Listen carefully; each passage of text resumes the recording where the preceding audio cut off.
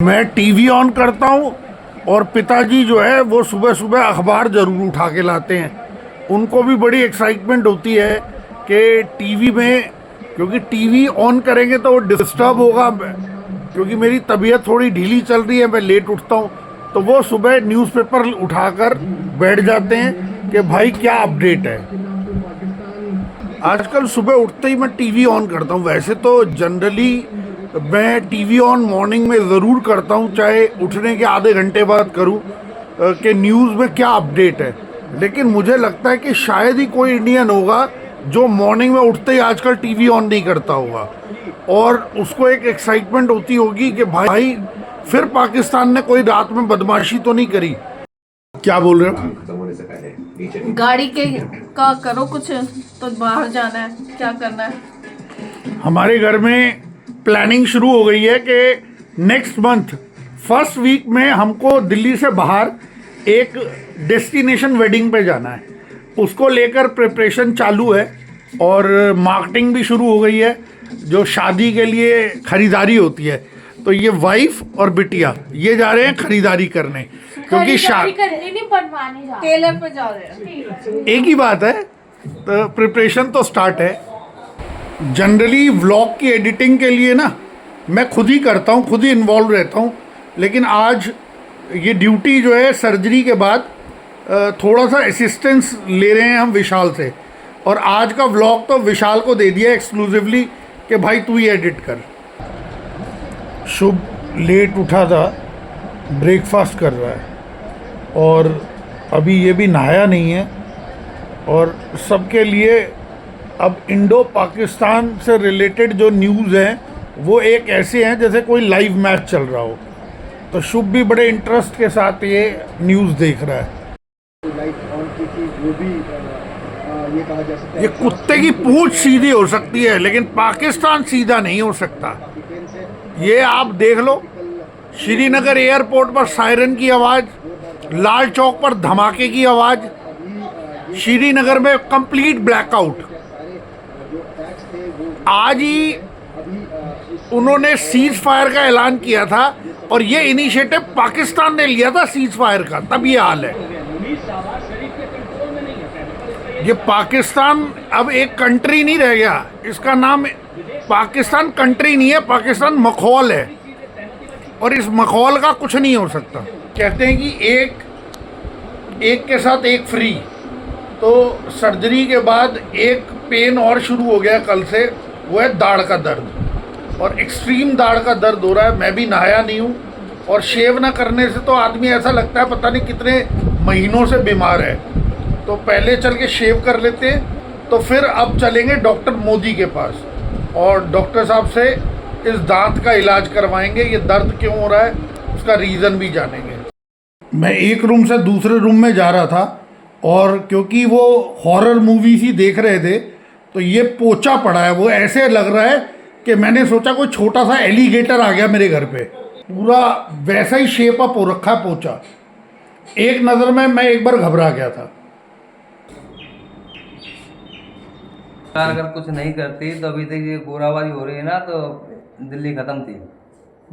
वो अपने यहाँ इतना सिस्टम बना रखा उन्होंने, जो कंट्रोल कर रहे हैं, नहीं अभी तक तो पाकिस्तान ने उड़ा दिया होता।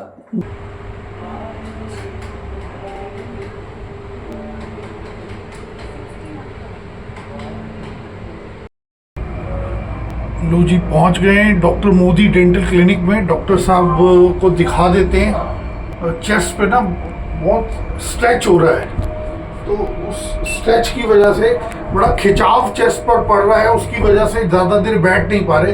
तो जल्दी से डॉक्टर साहब को दिखा लेते हैं कि ये दांत का दर्द क्यों हो रहा है, उसके बाद घर चलेंगे। ठीक है। मेडिसिन भी डॉक्टर मोदी ने दे दी है, और मेडिसिन लेने की ज़रूरत नहीं पड़ेगी बाज़ार से। ये इन्होंने डॉक्टर साहब ने बताया है कि ये रिंसिंग करना है इससे, और भी एक दो चीज़ें बताई हैं, उसको फॉलो करते हैं। उसके बाद वो बोले कि ये दाढ़ निकालनी पड़ेगी।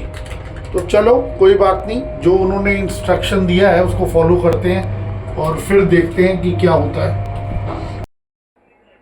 ये अलमारी का वो पल्ला है, ये इतना हैवी है और ये कई बार गिर चुका है। ये अलमीरा का ये डोर जो है आज शुभ के पैर पे गिर गया और वो बुरी तरह से इंजर्ड हो गया है और वो तड़प रहा है। अब उसको इमरजेंसी में मैं सोच रहा हूँ दीपचंद बंधु हॉस्पिटल ले जाऊँ। और मैं खुद रिटायर्ड हर्ड हूँ, घर का एक प्लेयर पहले से घायल है, यानी मैं खुद अभी मेरे बैंडेज हो रखी है, तो अब कैसे लेके जाऊँगा यही सोच रहा हूँ। ये वाली फिंगर सूज गई है ये वाली, ये देखो, और इधर ऊपर से छिल गया है।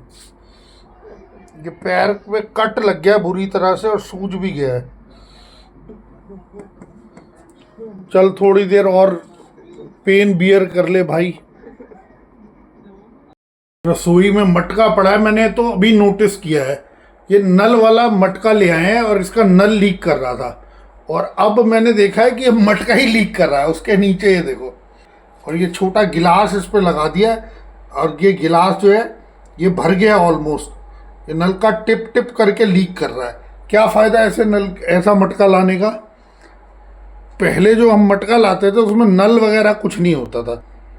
अब ये नया ट्रेंड चल पड़ा है कि मटका जो है वो नल के साथ आ रहा है, और इसमें कहीं ना कहीं प्रॉब्लम होती ही होती है। बाय द वे, मैं ये सोच रहा था कि मैं किचन में आया क्यों है, जबकि मैंने हैवी ब्रेकफास्ट कर लिया, तो आज लंच की छुट्टी है। लेकिन ये कुछ स्नैक्स और बिस्किट पड़े थे, तो हल्की फुल्की भूख लग रही थी, तो मैं सोच रहा था स्नैक्स ही खा लिए जाएं। हालांकि कोशिश तो ये रहेगी कि सब अवॉइड किया जाए, क्योंकि ये शुगर बढ़ा देंगे। ये ब्लॉग बनाने वालों के साथ ना ये बड़ी दिक्कत है। मैं शुभ को कह रहा था अब तू हॉस्पिटल जा रहा है, ब्लॉग बना लियो भाई। तो कह रहा पापा आप भी अजीब ही हो। ये उसको स्टेयर से उतरने में प्रॉब्लम तो बहुत हो रही है। चप्पल वो नहीं पहन सकता, एक पैर में चप्पल है और एक पैर में चप्पल नहीं है।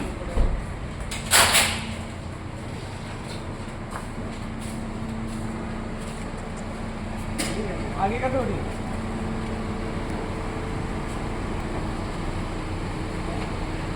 सड़क भी बहुत गर्म हो रही है, फटाफट बैठ जा। शुभ को मैं कह रहा था व्लॉग बना लियो भाई, तो थोड़ा सा तू शूट कर लियो, मैं उसको ऐड ऑन कर दूंगा, ठीक है। चल जा। क्या हुआ पैर में? वो चोट है और सूजन हो गई। ये कहावत केवल फ्रेंड्स पे ही क्यों बनी हुई है? कई बार रिलेटिव्स को भी नॉक करना पड़ता है और उनसे भी बहुत हेल्प मिलती है। A friend in need is a friend in deed. ये फ्रेंड्स के लिए ही, ये केवल दोस्तों के लिए ही क्यों कहावत बनी है? रिलेटिव्स के लिए भी बननी चाहिए, या और कजन्स के लिए, क्योंकि कई बार आपको दोस्त अवेलेबल नहीं होते तो रिश्तेदारों से हेल्प मिलती है। मैं भी अपना टाइम पास कर रहा हूँ। ये मूवी है शाहरुख खान की, मैं हूं ना। भले आपने 10 बार देखी हो, लेकिन रिपीटेडली किसी ना किसी चैनल पे ये मूवी आपको दिख जाएगी। तो इसे देखते हुए मैं सोच रहा था कि इसमें शाहरुख खान कहता है जब भी कोई प्रॉब्लम होती है कि मैं हूं ना, तो मुझे लग रहा है कि हर आदमी की लाइफ में ऐसा कोई आदमी ज़रूर होना चाहिए, कोई फ्रेंड्स, कोई रिलेटिव, कोई उसका चाहने वाला, जो परेशानी में खड़ा हो जाए और कहे मैं हूं ना। मुझे आज ये इसलिए महसूस हो रहा है क्योंकि शुभ को प्रॉब्लम हो गई और मेरे साथ ऑलरेडी प्रॉब्लम चल रही है और शुभ को चोट लग गई। तो ऐसे में मैं ये सोच रहा था कि मैं किसको कॉल करके हेल्प लूँ। तो लेकिन ऐसा नहीं है, मेरे भी लाइफ में बहुत सारे मेरे फ्रेंड्स हैं, मेरे बहुत सारे ऐसे वेल विशर्स हैं जो इस तरीके से हमेशा खड़े हो जाते हैं और बोलते हैं मैं हूं ना। शुभ को छोड़ के चला गया उसका कज़न। शुभ आ गया है हॉस्पिटल से, देखते हैं कि क्या प्रॉब्लम हुई है शुभ को। शुभ से ही पूछते हैं। ओपीडी में दिखाना है कह रहा। ओपीडी में क्यों? इमरजेंसी वाले ने एक्सरे नहीं किया ना, क्यों? वो कह रहा फिर ओपीडी में दिखा लेना एक बार। नहीं तो फिर मेडिसिन दी, इंजेक्शन लगाया? इंजेक्शन लगा, मेडिसिन दी है। पेन हो रहा है अब? तो उनको बोला नहीं कि मेरे को अभी पेन हो रहा है बहुत तेज? तो मैंने बताया ना, मैं वो खाई हुई है पेन किलर, तो वो कह रहे अभी जरूरत नहीं है फिर। तो एक्सरे तो कर लेता। पता नहीं कुछ हैं? पता नहीं उन्होंने तो उसने देख के कहा एक्सरे की जरूरत है नहीं है? उन्होंने तो कहा एक बार ओपीडी में दिखा लेना। क्या इमरजेंसी में इसीलिए तो आए हैं कि प्रॉब्लम हो रही है? और व्लॉग को यही अंत करते हैं, कल फिर करेंगे मुलाकात।